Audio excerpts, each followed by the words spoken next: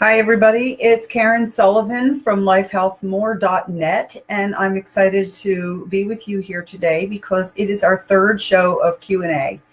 I like having the opportunity to answer your questions live on Facebook. So that's what we're doing today. I have three questions. I wanted to make sure you knew. I got to make sure that I've got this set up right. But I want to make sure that you recognize if you don't see your question or don't hear the answer to your question, I'll get to it. It was kind of hard to pick the ones that I wanted to do today, but so just hold on and I'll get to you. And that's one of the things that's a little difficult about this is because these are all generalities, and some of my shows are, and some of them are, answering someone else's question. And while something may pertain to you, that is inherently the problem with doing research on fitness for yourself. Because you do the research, whether you're going to the library and getting a book, whether you are looking on something on the internet, whether you're talking to friends, it's about them.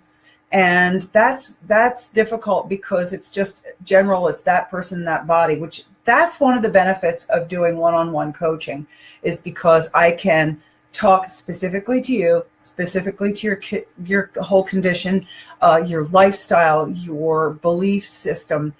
It's all about you. And so I did the show on Monday talking about coaching, but I wanted to, back it up with that thought I had today about, I can talk in general hoodoo voodoo sort of a thing about all kinds of conditions, but it makes you have to extrapolate the things that really apply to you. So there you go. There's another reason why coaching is such a great idea. I love doing these questions and answers. For years, I was on a website that was called allexperts.com, and then they shut the thing down. I don't know what happened, but we just got an email one day and said, we're not doing this anymore. But I had questions from people from all over the world, so that was kind of cool. Anyway, going on to the questions. The first one that we have for today happens to be, it was a result of my complaint in one of my classes about my foot. I have plantar fasciitis. And so the person wrote to me and said, hey, I've got that too. Tell me what you're doing. How can you make it better? Okay. Plantar fasciitis can show up in, we're going to pretend this is the bottom of my foot because I can't hold it up in front of the camera, okay? So this is the bottom. These are my toes, which my real toes are not really that long. This is a joke. Okay, anyway. So, and this is your heel, okay? This is the heel, and this is under the toes. So sometimes people have pain along here. Sometimes it's like between the, in those bones in between the toes. But the pain originates in here, and sometimes in the ball of the foot. It could be anywhere here. The other time it's in the heel. We're most worried about in the heel because what happens in general is, and it can be a lot of reasons why you get it. Overuse, if you've been training really hard, a long distance runner, been on your feet a lot. Sometimes people who are on concrete a lot, beauticians who are standing. I know there's a little pad underneath them, but trust me, it's really not enough over a cumulative amount of time. So you can have problems with pains in the bottom of your feet. What I have is in my heel. It's also kind of going up around here. Okay, it's radiating around here. So whatever the cause is, what has happened is, like for example, I had one lady I was talking to the other day whose arch support in her foot, in her shoe, was really high and higher than she should have had it. So it threw everything off, which is why it's probably a good idea to go to one of those shoe stores to find out about a proper shoe for you to fit with your fit and whether it needs to be as high as maybe what you're wearing. Okay. But, you know me, I figure it out for myself. But here we go. You have this pain for whatever reason, and mine is in my heel. And it just so happened that this person's was in their heel also. So we're going to address that issue, although I think the treatment for whether the pain's in here or whether it's in your heel is the same. Okay, so there are several things that you need to do. One is stretching, and you're going to stretch with pulling, getting your toes back. I do it just even sitting and putting my foot down on the floor and sort of being like pretending you're high heels on and going up on your toes and stretching it that way. Okay. And then stretching in the arch of the foot. The best thing is to do a tennis ball that you can roll and sort of allow your foot to kind of form over the tennis ball and rolling back and forth. And it's gentle, guys. Don't get crazy about it because you're already in pain. There's already inflammation in there. The other thing that everybody suggests, which is just wonderful, is take a water bottle, stick it in the freezer so it's hard, nice and hard as a rock, and sit down and like try to do it for 20 minutes, rolling back and forth and icing that area. You're doing that massage and you're icing at the same time, which should really, really help you.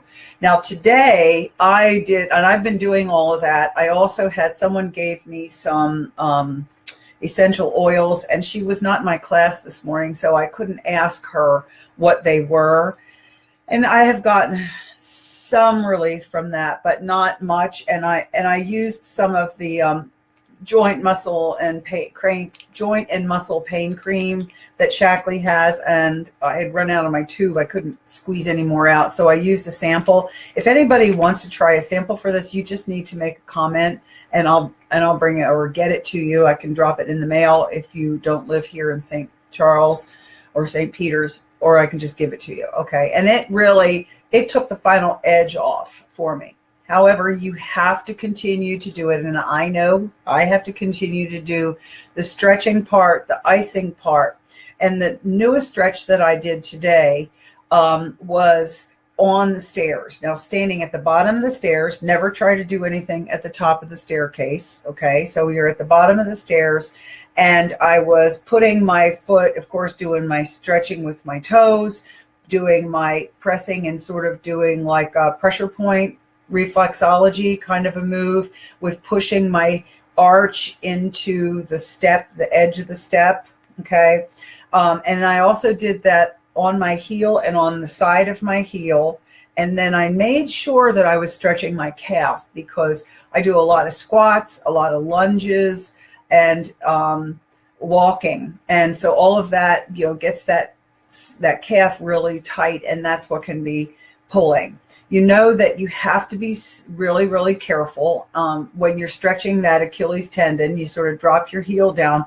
Don't overdo it. Now, I have never heard this before, but today someone told me that she had been told from a physical therapist that you should always wear a shoe when you are stretching your calf like that.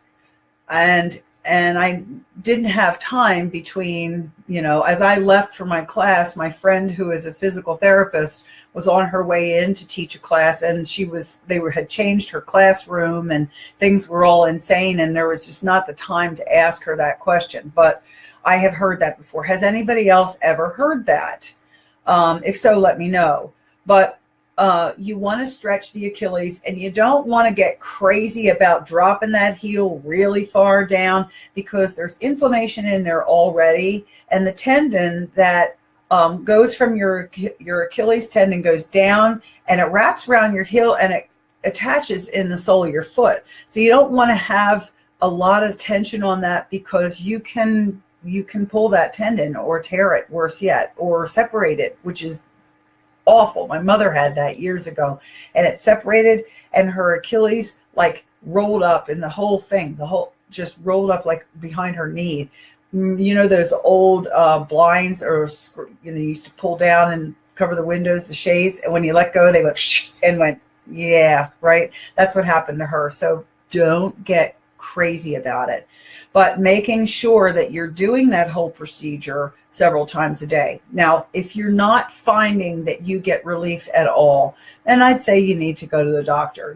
If you can do this home relief system, finding what works for you, sometimes only icing will be necessary for you, but find what works. And the pain has to diminish, okay?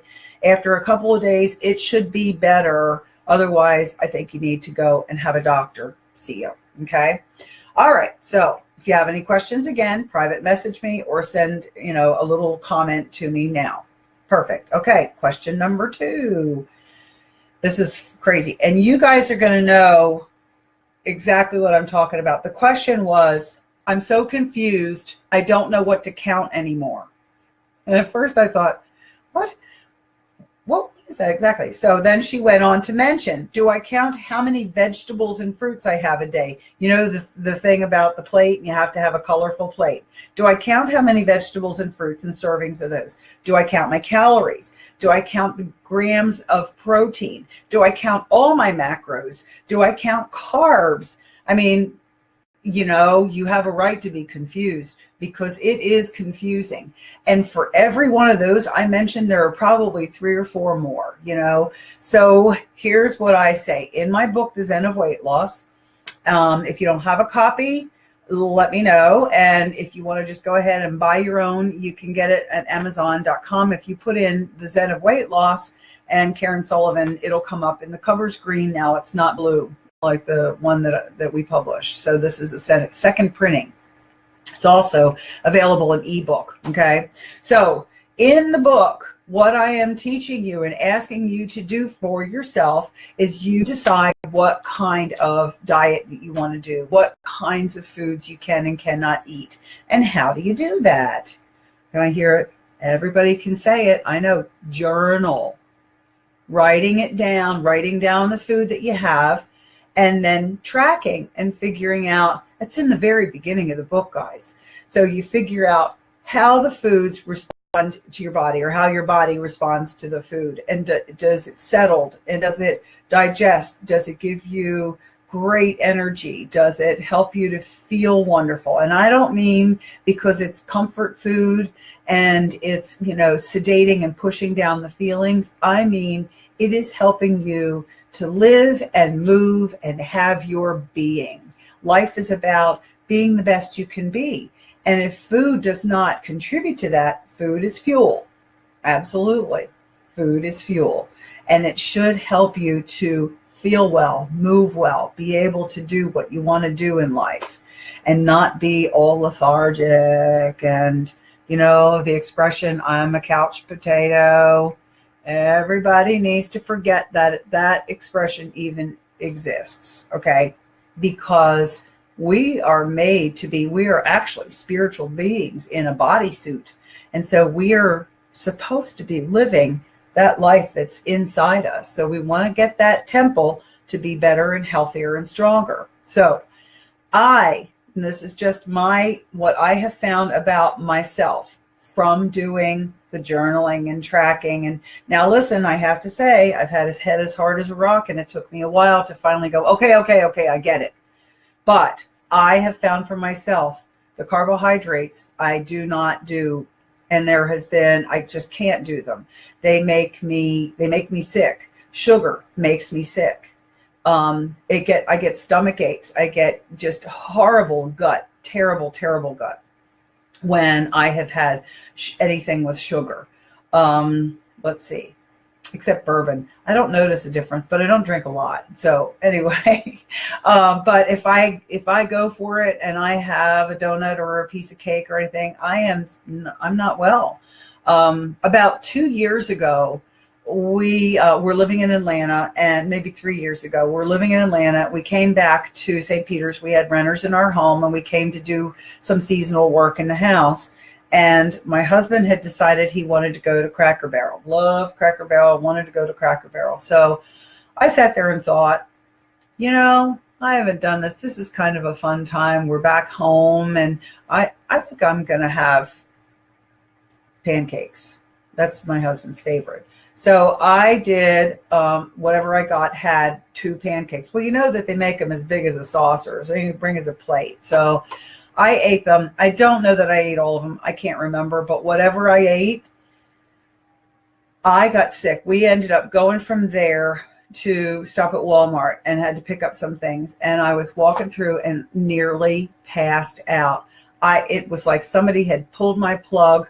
Plus, from the sugar, my stomach hurt. I felt like I was going to be sick. I had no energy. I got flush. My face even got red. And I said to my husband, I have to leave. I can't stay here anymore. Bad.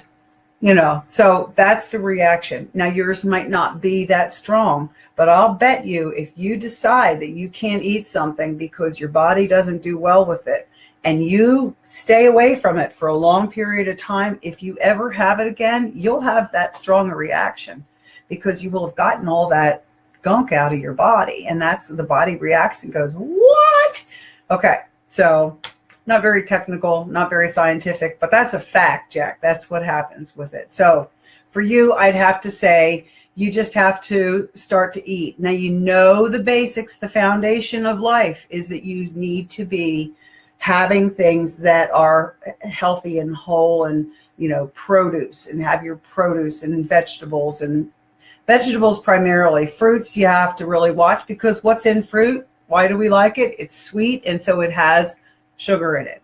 Doesn't matter that it's natural sugar. It is sugar, and the body treats it the same way as if you had sugar, an ice cream, a popsicle, or anything else. It's sugar, okay? So I hope that answers your question, all righty? Now, the third question was really, I didn't get the book to show you. Anyway, the third question was one that sort of knocked my socks off. Now, a couple of shows together, or maybe even a month ago, I was talking about the book Green Goes With Everything that's written by Sloan Barnett. And in the book, she starts out the story about her son. At the time, I think he was 4, and he was just not doing well. He was really having a problem breathing, and they ended up taking him to the emergency room, and the doctor diagnosed him as he had asthma. And she was like, really? She and her husband looked at each other. No one in their family had asthma ever. And the doctor said, well, if it's not genetic, then it's environmental. So she couldn't believe that was the case. She didn't understand what it was. So she started studying, researching. And she actually is a consumer correspondent in California for, I think, it's one of the major network stations. So along that vein, she started studying, and she recognized that the problem was her household cleaners. Okay. So that's the story with Sloan Barnett and her little boy. Of course, she changed the products, and, I'll tell you more from there. But my third question is from someone whose 3-year-old was just diagnosed with asthma. And she's the same thing. She was like, she couldn't believe it. Asthma? What do you mean? Asthma. So why asthma? Do you realize that, 1 in 10 school kids have asthma? If you ask a school nurse how many inhalers they're holding in their office, a lot. And so you have, how does that work? Well, it works because the cleaners, the ingredients that are in the cleaners come from natural. They're not synthesized from air. They're made from things in nature and combined. Well, the same way, like you can't take hydrochloric acid and bleach and mix them together because it gives off toxic gas. There are things that are natural that even don't have to be acidic, and when you mix them, they cause problems. So I've got my notes here, and I've got like sodium hydroxide. Sodium hydroxide, that's sodium hydroxide, okay? So we're talking a really harsh chemical. It's in dishwashing liquid, laundry products, scouring cleansers, tub and tile cleansers, oven cleaners, hydrochloric acid, we've heard about that, tile cleaners, toilet bowl cleaners, all that sort of a thing. And then I was just reading butyl cellusolve. Butyl. I think that's how you say the word. Look, I just looked this up because I was like, wait a minute, I've heard of this before. So it's considered to be a natural, natural occurring agent. However, it's toxic. Look at this article. Can you see this? It has the skull and crossbones, like, oh my goodness. Okay, so this article is talking about the health effects. Bothers the tissue in the eyes, nose, throat, and skin irritant. It can cause cough, blood disorders, central nervous system depression, unconsciousness, headache, vomiting, pulmonary edema, eye redness, pain, blurred vision, liver and kidney damage, abdominal pain, diarrhea, nausea, and it can damage developing fetuses. Here's the thing. So how is it going to get to damage my liver and everything? Well, the largest organ we have is our skin, and our skin absorbs everything. That's why we want to be careful about what we put on our skin.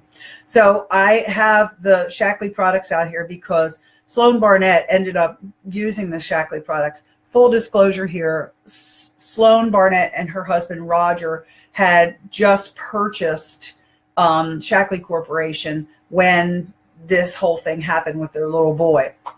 So she had the products at her disposal, went to research and started using them, and her son got their son got better. So I'm talking about these. What you need to remember about Shaklee is, and I've often said it, it's in harmony with nature, and it's in the heart. So what does that mean exactly, right? Okay, so it's natural products, but so are some of these other chemicals. The difference is Shaklee makes sure that the stuff is, whatever they make is not going to be caustic to human beings and animals and, you know, the environment and your skin absorbing it, all of that. They use, make sure that the products often are botanical, and then they can, when, you know, if they get poured out, oh, I'll tell you a story. Basic H and Basic H squared, which is like a double whammy. I've used that forever and ever. And I just looked up today and found it's sourced from corn and coconuts. It is a fantastic cleaner, highly concentrated, and it will not hurt the environment at all. As a matter of fact, I have taken and washed my car with it in the bucket, wash the car. You know how you end up with leftover water? I go and water my plants in my garden. I dump the water out a little bit. Everybody gets a little bit, you know, to dump it out into the garden. And I have never had a plant die, you know. So that is an important thing as far as that it's very, very, it's effective and it won't hurt the environment. Also, the packaging is minimal. You know, I mean, it doesn't come like, this is the hand dish detergent and this is concentrated. They don't put any water in this stuff. So it lasts really super long. But this is it. This is the way it comes. And this is recyclable. The top and the whole container is all recyclable. The scour off is what I had when I did cleaning, when I was cleaning my pots several weeks ago. But this is what I love too. And I want to talk about dishwasher detergent, that dishwashing agent. In reading, I was just Googling, cleaners, dangers of cleaners around children or something like that. And I was reading quite a few articles about toddlers, especially babies, probably like my grandson, a year, 18 months, and got into the dishwasher, and you know, the soap that was in their mom had dumped the soup in, and the kid went after it, picked it up, put it in their mouth. Well, there's lye and chemicals in that stuff, burned this child's mouth and lips and tongue, and they had to rush him to the emergency room immediately. Not the case with this. It will not happen. I don't have to worry about the cleaners under my sink. And the only thing I'd have to worry about are the vases that are there that are glass. I probably need to get those out because Anthony could touch any of this stuff when he's at Nana's house and be okay. But this is, look at how long this lasts. The date on here is November 2015, and I still have some in the bottom here. And for the dish detergent, I bought a backup, so I have that. So here we go. We're talking about this child with asthma. I cannot encourage you enough. And this person has already gone ahead and ordered just the whole, you know, the germicide cleaner. This is the Basic H, the bottles that you can do the dilutions in. I have used like dollar store bottles or at Walmart bottles, but these are fantastic. These really spray nicely. So anyway, if you want to hear more about those cleaners, just let me know and I can give you some more information. I can even come over and help you. I didn't put any of the laundry stuff here because that means I had to go all the way downstairs and get it from my laundry room and bring it up. And I think this is enough to show you that it's all good. It's all really good. Remember that a cleaner that has fragrance in it is also toxic. Excuse me. The smell does not mean it's clean. Clean smells like nothing. You know, clean smells like clean. You know, there's no cover. Okay. So anyway, that's Karen Sullivan. That's my 3 Q&A today, or Q&A 3 today. And if you have any questions, please ask me. Of course, you can always get product information I put on this page. And I hope that you ask me questions, guys. If you're interested in coaching, give me a call. I'd love to talk with you. Take care now. Have a wonderful day.